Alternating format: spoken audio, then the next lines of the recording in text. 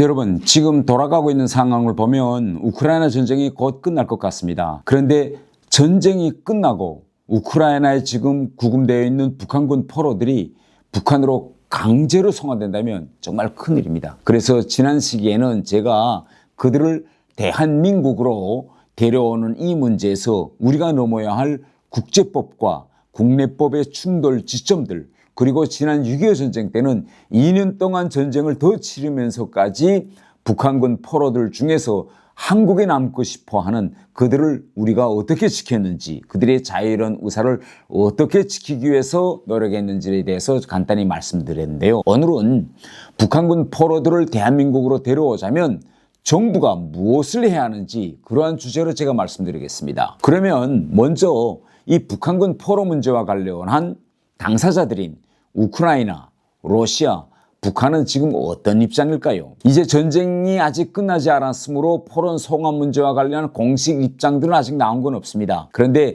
이 문제 해결에서 가장 중요한 것은 당사자들이, 말하자면 우크라이나와 러시아가 전원 본국 송환 원칙에 합의하는지, 아니면 포로들의 자유 송환 원칙 중 어느 원칙을 선택하는가가 매우 중요합니다. 지금까지 전례를 보면 포로로 잡혀있는 그런 머릿수가 많은 나라들에서 항상 전원 송환 원칙을 주장했습니다. 6.25 전쟁 때로 돌아보겠습니다. 그때는 북한군 측, 중공군 측이 포로가 더 많았습니다. 그래서 그때 소련, 중국, 북한은 전원 송환 원칙을 주장했는데요. 현 시점에서 보면 양측에 몇 명의 포로들이 구금되어 있는지 공식 숫자는 불투명하지만 지금까지 나온 숫자들을 쭉 보면 러시아에 가 있는 우크라이나인 포로는 한 6천여 명 정도로 보이고, 우크라이나 쪽에 있는 러시아 포로는 한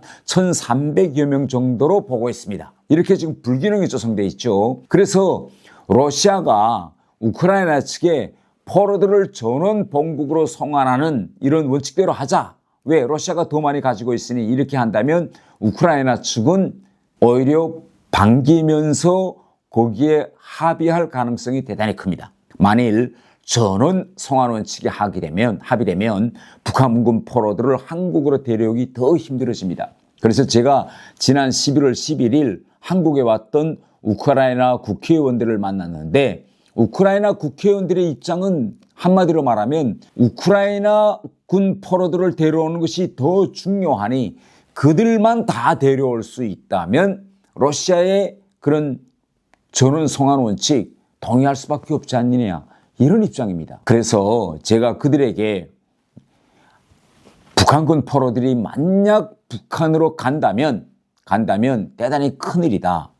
그들이 강제로 북한으로 북송된다면 그들은 북한에서 배신자로 낙인찍히게 될 것이고, 그래서 이 북한군 포로 문제 좀 빨리 좀 해결하자. 이재명 정부가 한시라도 빨리 지금 나서야 합니다. 윤석열 정부에서는 그들이 희망하면 다 데려오겠다 이렇게 이야기했는데, 이제는 러시아 우크라이나 전쟁이 끝나가고 있기 때문에 구체적인 외교 협상에 우리 정부가 나서야 합니다. 첫째로 이재명 정부는 북한군 포로들을 꼭 데려와야 하겠다는 명백한 입장을 우크라이나 측에 다시가 중요합니다.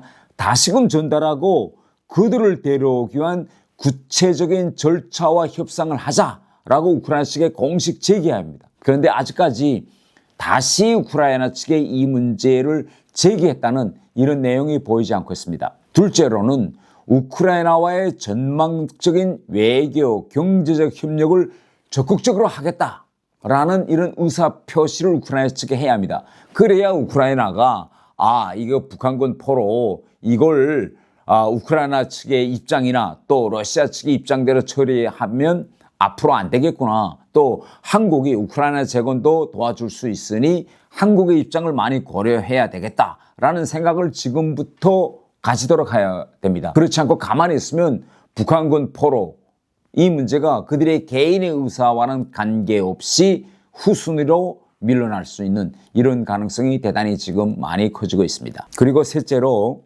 이재명 정부는 만일 북한 포로들이 북한으로 강제 송환될 경우 그들은 물론 그들의 가족들이 북한 내에서 어떤 처벌과 불이익을 받게 되는지를 국제사회에 알려서 미국 등 자유진영의 정부들과 국제기구들이 우크라이나 정부에 그들을 강제로 북한으로 송환하지 말라고 요구해야 됩니다. 넷째로는 국제적십자위원회 등 국제인권단체들과 빨리 접촉해서 옥리국이나 본국의 압력에서 벗어나 북한군 포들이 자유의사에 따라서 자기의 미래의 거주국을 결정하도록 국제인권단체들이 나서도록 빨리 활동해야 됩니다. 6.25 전쟁 당시에도 중립국 송환위원회 그런 모델이 만들어졌는데 그걸 알려줘야 합니다. 6.25 전쟁 때도 이렇게 중립국 송환위원회가 구성돼 가지고 포로들의 개별 의사를 다 확인하고 일정한 기간 보호해야 하고 숙고의 시간을 보장해 주고 마지막에는 그들의 자발적인 선택에 의한